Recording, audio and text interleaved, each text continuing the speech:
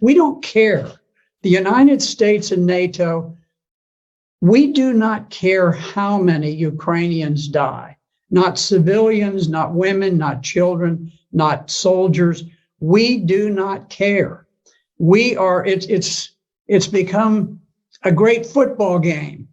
We've got our team, they've got our team, rah, rah. We want to get the biggest score and run it up.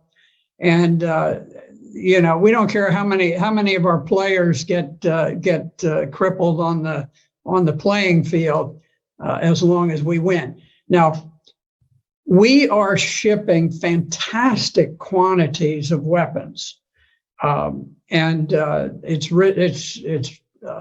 caused the stock of Raytheon, which creates missiles, and Northrop Grumman, which creates aircraft and so forth, and missiles. All of these defense industries have become tremendously bloated with tax dollars. I don't think it's ultimately going to change the outcome. I think that Russia will prevail. The Ukrainians are in a very awkward strategic position in the East, but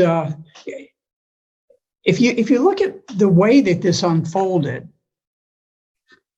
President Putin made a desperate effort to stop the march towards war.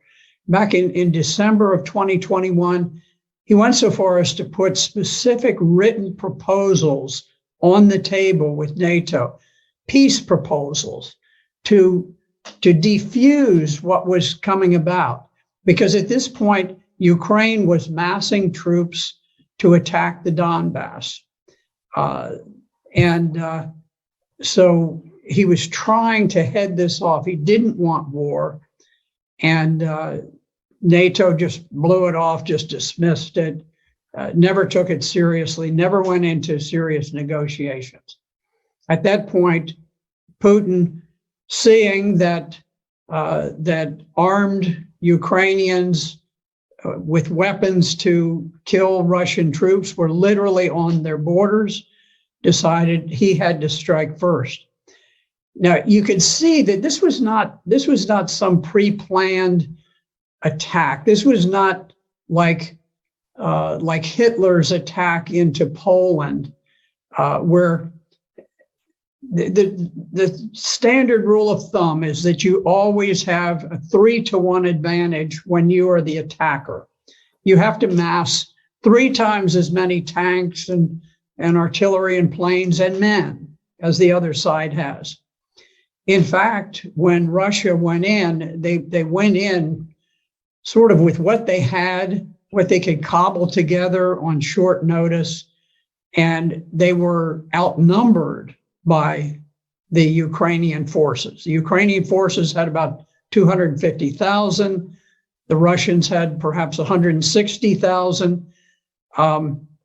So instead of having 3 times as many, they actually had fewer troops than the Ukrainians, but they were forced to attack to try to preempt the battle that was looming, where the Ukrainians had massed these forces against the Donbass.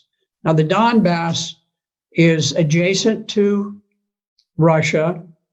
It is a portion of Ukraine that did not join with the revolutionary government that conducted the coup in 2014 and overthrew the government of Ukraine. They refused to become a part of the new revolutionary government of Ukraine. And so they declared their independence. And Ukraine had massed this enormous army to attack against the Donbass. And so Russia was forced to go in to preempt that planned attack by Ukraine. And you could see that Russia very much hoped that they could conduct this special operation without unduly causing casualties for the Ukrainians, because they they think of the Ukrainians, or at least they did think of the Ukrainians as brother Slavs, that they wanted to have good relations. But there was a famous picture with a Russian tank that had been stopped by a gathering of maybe 40 civilians who just walked out in the road and blocked the road, and the tank stopped. I can tell you, in Vietnam, if we had had a bunch of people who stood in the way of an American tank going through, that tank would not have slowed down in the slightest. It wouldn't have honked a horn. It wouldn't have done anything. Wouldn't have fired a warning shot. It would have just gone on.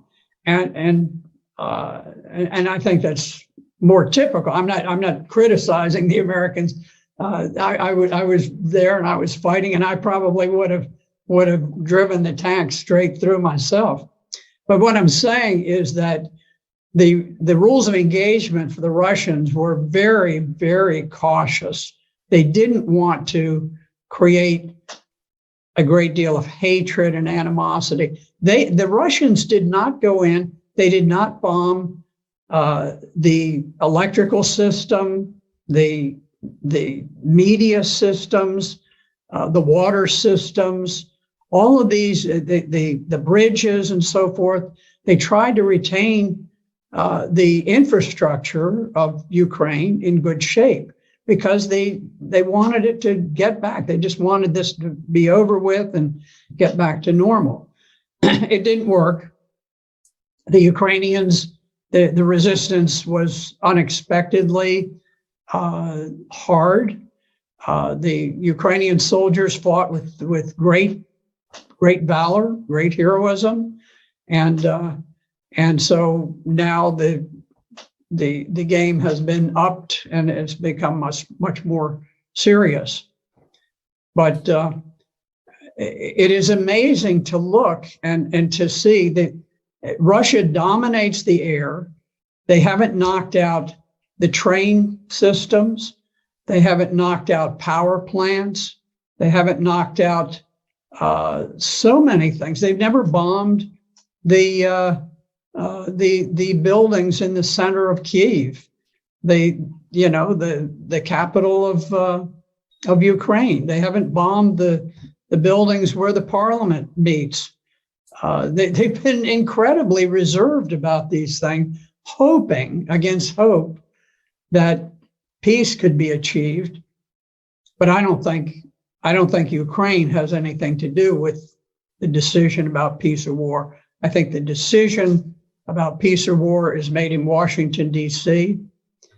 As long as we want the war to continue, we will fight that war using Ukrainians as proxies, and we will fight it to the last Ukrainian death.